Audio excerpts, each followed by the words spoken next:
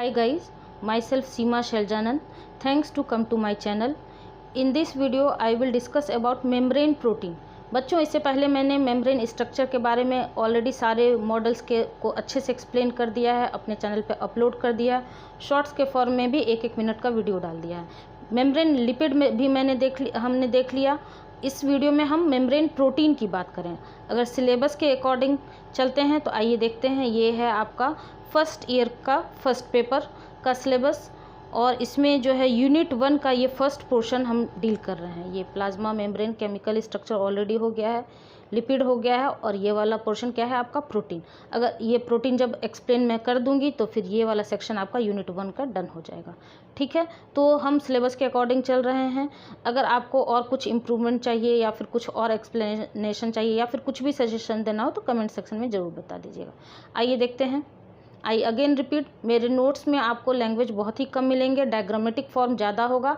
आप zoology life science के student हैं, लाइफ साइंस में जूलॉजी बॉटनी के स्टूडेंट हैं, तो जितना ज़्यादा से ज़्यादा हो सके फ्लो चार्ट के फॉर्म में, डायग्राम के फॉर्म में, कम लैंग्वेज में ज़्यादा कुछ आप एक्सप्लेन कर सकते हैं अपने कॉपी में और दिमाग में भी अच्छे से बिठा सकते हैं। ठीक है, तो आइए देखते हैं मेम्ब्रेन प्रोटीन। मेम्ब्रेन प्रोटीन क्या होता है? अल्ट्रा स्ट्रक्चर ऑलरेडी आप देखे होंगे। मैं फिर से एक बार सजेस्ट करूंगी कि सीक्वेंस में आप वीडियो देखिएगा तो आपके लिए ज़्यादा अच्छा होगा। ठीक है, तो मेम्ब्रेन प्रोटीन क्या होता है? Responsible for dynamicity of plasma membrane. Plasma membrane हम कैसा होता है? डायनामिक होता है। डायनामिक इन नेचर मीन्स अपने शेप को चेंज कर सकता है। डायनामिसिटी आपने सुना होगा कि ये आदमी बहुत ही डायनामिक है, मीन्स बहुत सारे काम कर सकता है एक बार में, बहुत ही डायनामिक इन नेचर है, तो वहीं से ये टर्म आया है डायनामिसिटी। प्लाज्मा मेम्ब्रेन भी बहुत सारे फंक्शन कर सकते हैं, तो उसमें प्रोटीन बहुत ही ज़्यादा हेल्पफुल होता है। आपका मेम्ब्रेन प्रोटीन जो है वो बहुत ही ज़्यादा हेल्पफुल होता है, इसीलिए इसको कहा गया है कि responsible for dynamicity of plasma membrane. दूसरा क्या काम करता है? डायनामिसिटी तो एक फंक्शन हो ही गया। As well as acts like transporters, means ये सॉल्यूट को ट्रांसपोर्ट कर सकता है।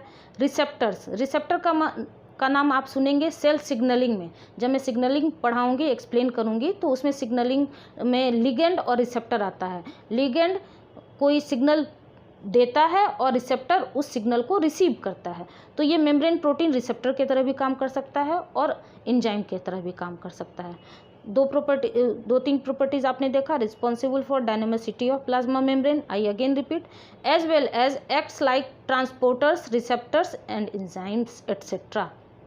क्लियर है यहाँ तक? ठीक है, अब आइए हमारे डायग्राम पे, जो कि मेरे सारे वीडियो का मोस्ट फेवरेट पोर्शन होता है। ठीक है, आइए देखते हैं। मेम्ब्रेन लिपिड वाला ये सेक्शन है। ये आपको हाइड्रोफोबिक हेड दिख रहा है, ये वाला पोर्शन हाइड्रोफोबिक टेल दिख रहा है सब में। अब देखिए, ये है आपका प्रोटीन। कौन सा प्रोटीन? ये प्लाज्मा मेम्ब्रेन को क्रॉस कर रहा है, इसलिए इसको क्या कहेंगे? Transmembrane protein. ठीक है, और इसी को इंटीग्रल प्रोटीन भी कहते हैं क्योंकि ये इंटीग्रेटेड है प्लाज्मा मेम्ब्रेन में। और ये दूसरा आपको दिख रहा है, ये वाला पोर्शन, ये वाला पोर्शन और ये वाला पोर्शन, ये कहाँ प्रेजेंट है? पेरीफेरी पे, तो इसको क्या कहेंगे? Peripheral protein. ठीक है, अगर प्लाज्मा मेम्ब्रेन का शॉर्ट नोट्स आपसे पूछता है लिखने के लिए, एक्सप्लेन करने के लिए, तो आप अच्छे से इस डायग्राम को एक्सप्लेन कर दीजिएगा। वैसे तो इसमें बहुत तरह के प्रोटीन होते हैं। इसी में आपको दिखेगा अल्फ़ा हेलिक्सेज इस तरह से क्रॉस किया है, सिंगल टाइम क्रॉस किया है, और अगर ज़्यादा टाइम क्रॉस किया है तो इस तरह से मल्टी पास प्रोटीन होता है। लेकिन मैं यहाँ पर जो दो मेजर प्रोटीन होते हैं, प्रेजेंट होते हैं मेम्ब्रेन प्रोटीन में, मैं उनके बारे में डिस्कस करूँगी। कौन कौन से? Peripheral and integral. आइए देखते हैं one by one. Types of protein present majorly in plasma membrane. तो सबसे पहले हम देखेंगे पेरीफेरल। स्ट्रक्चर में हमने देख लिया पेरीफेरी पे प्रेजेंट होता है, तो एक्सप्लेनेशन हम यहाँ देखते हैं। Peripheral protein also known as extrinsic protein. Extrinsic means outside present. अभी आपने देखा डायग्राम में, यहाँ देखिए, मैं अगेन दिखाती हूँ। यहाँ देखिए पेरीफेरल ये क्या है? एक्सट्रिंसिक, आउटसाइड ही तो है। यहाँ देखिए, ये आउटसाइड दिख रहा है, ये भी आउटसाइड दिख रहा है, ये भी आउटसाइड दिख रहा है। ये क्या अंदर में प्रेजेंट है? नहीं, तो पेरीफेरी पे प्रेजेंट है इसलिए इसको क्या कहेंगे?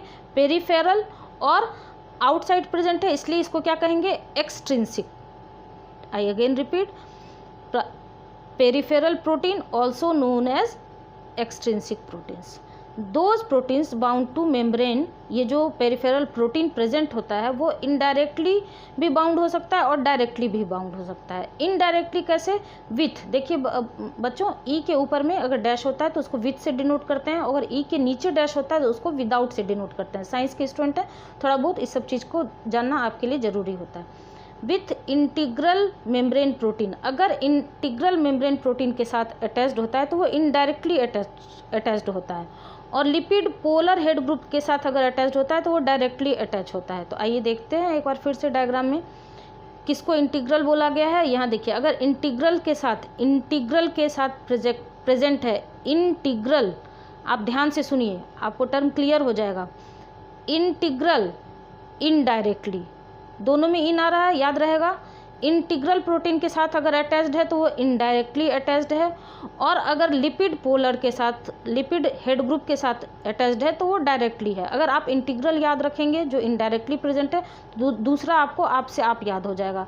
देखिए लिपिड, यहाँ देखिए ये वाला पोर्शन जो आपको दिख रहा है, ये वाला पोर्शन, ये लिपिड हेड ग्रुप ही तो है, और इसके साथ ये अटैच्ड है तो ये डायरेक्टली अटैच्ड है। और ये है आपका इंटीग्रल प्रोटीन, यहाँ से इंटीग्रल इनडायरेक्ट, इंटीग्रल के साथ इनडायरेक्टली अटैच्ड है, और लिपिड हेड ग्रुप के साथ आपका डायरेक्टली अटैच्ड है। ठीक है, याद रहेगा। 2-3 बार मैंने ऑलरेडी आपको रिपीट कर दिया है, समझा भी दिया है, तो मुझे लगता है याद रहेगा। Most common example of these proteins are spectrin and ankyrin present in RBCs of plasma membrane. RBC के प्लाज्मा मेम्ब्रेन पे प्रेजेंट होता है क्या क्या? स्पेक्ट्रिन और एनकायरिन, जो पेरिफेरल प्रोटीन का मोस्ट इम्पॉर्टेंट एग्जाम्पल होता है। These proteins help to determine the shape and flexibility of RBC, और यही प्रोटीन क्या करता है? शेप और फ्लेक्सिबिलिटी प्रोवाइड करता है। किसको? रेड ब्लड सेल्स को। रेड ब्लड सेल्स ब्लड में मूव करने के लिए उसको फ्लेक्सिबिलिटी चाहिए। ये फ्लेक्सिबिलिटी कहाँ से आता है? इसी स्पेक्ट्रिन और एनकायरिन से। अगर फ्लेक्सिबल होगा तभी तो अच्छे से मूव कर पाएगा, और शेप भी प्रोवाइड करता है। ये हो गया आपका पेरीफेरल प्रोटीन। अब आइए दूसरा, integral protein, also known as intrinsic protein. वो क्या था? एक्सट्रिंसिक, और इंटीग्रल से ही आपको टर्म आया है intrinsic. Integral intrinsic, peripheral periphery पे प्रेजेंट है इसलिए extrinsic. Integral membrane proteins are mostly transmembrane proteins, इसी को हम ट्रांस मेम्ब्रेन प्रोटीन्स भी कहते हैं, अभी हमने देखा भी था। ये कैसा हो सकता है? मे बी सिंगल पास, ये सिंगल पास भी हो सकता है, अगर एक बार क्रॉस किया है उसको मोनोटोपिक कहेंगे, और मल्टी पास मीन्स पॉलीटोपिक, अगर एक से ज़्यादा बार क्रॉस किया है तो पॉलीटोपिक या फिर मल्टी पास कहेंगे। एग्जाम्पल की बात करें तो सिंगल पास में आपको ग्लाइकोफोरिन ऑफ आरबीसी आता है, और मल्टी पास में आपको BAND3 और GPCR आता है। कैसे क्रॉस होता है आइए देखते हैं। एक बार मैं फिर से इस डायग्राम पे चलूँगी। यहाँ देखिए, मैं आपको एक बार थोड़ा सा हल्का सा समझा देती हूँ। ये देखिए, अगर ये एक ही बार क्रॉस किया है तो इसको कहेंगे सिंगल पास, और अगर इस प्लाज्मा मेम्ब्रेन को मल्टीपल टाइम्स क्रॉस किया है इस तरह से, जैसा GPCR, जब हम सेल सिग्नलिंग पढ़ेंगे तो वो 7 पास ट्रांस मेम्ब्रेन प्रोटीन कहलाता है GPCR। तो देखिए ये 1 2 3 4 5 6 7, तो इसको क्या कहेंगे? Multi pass means polytopic. Example में BAND3 प्रोटीन एंड GPCR, और सिंगल पास में आपको ग्लाइकोफोरिन आ जाता है। तो ये मैंने बहुत ही सिंपलेस्ट वे में आपको एक्सप्लेन किया विद डायग्राम। अगर मेम्ब्रेन प्रोटीन पे आपको शॉर्ट नोट्स आता है तो अच्छे से आप एक्सप्लेन कर सकते हैं। अगर आपको डिटेल लॉन्ग क्वेश्चन आते हैं तो जब भी आएगा तो membrane lipid and membrane protein दोनों मिल के आएगा। ठीक है, तो अगर दोनों आ जाता है तो फिर अच्छे से आप दोनों को एक्सप्लेन कर सकते हैं, मेम्ब्रेन लिपिड को भी और मेम्ब्रेन प्रोटीन को भी। अगर शॉर्ट नोट्स में इंडिविजुअल आता है तो मेम्ब्रेन लिपिड अलग आएगा, मेम्ब्रेन प्रोटीन अलग आएगा, वहाँ पर भी अच्छे से आप एक्सप्लेन कर सकते हैं। तो बच्चों आपको कैसा लग रहा है मेरा ये एक्सप्लेनेशन? 1 बाय 1 हम इंटायर सिलेबस डील करेंगे, पूरे ग्रेजुएशन का भी और पीजी का भी, UG and PG all semester examination के लिए यूनिट वाइज। ये तो फर्स्ट पेपर है, फर्स्ट यूनिट है। अब हमारा देखिए सिलेबस का ये वाला जो पोर्शन है ये आपका डन हो गया है। कौन सा पोर्शन? आइए देखते हैं। ये plasma membrane chemical structure, lipid and proteins, ये आपका डन हो गया। ठीक है, अब नेक्स्ट वीडियो में हम मिलेंगे किसके साथ, cell cell interaction, cell adhesion molecule और सेलुलर जंक्शन। उसके बाद आता है इंडो मेम्ब्रेन सिस्टम, जिसमें प्रोटीन टारगेटिंग और सॉर्टिंग देखा जाएगा, जिसमें एक्सोसाइटोसिस एंड इंडोसाइटोसिस आएगा। ठीक है, तो आपको अगर मेरा ये एक्सप्लेनेशन या फिर ये नोट्स आपको पसंद आता हो तो please like share and subscribe जरूर कर दीजिएगा। और मैं एक बार अगेन आपको रिपीट कर रही हूँ कि अब आपको नोट्स के लिए कहीं भी इधर उधर भटकने की ज़रूरत नहीं है। आपको बुक तो बहुत सारे मिल जाएंगे, लेकिन इतना सिंपलेस्ट वे में एक्सप्लेनेशन बहुत ही कम जगह मिलेगा।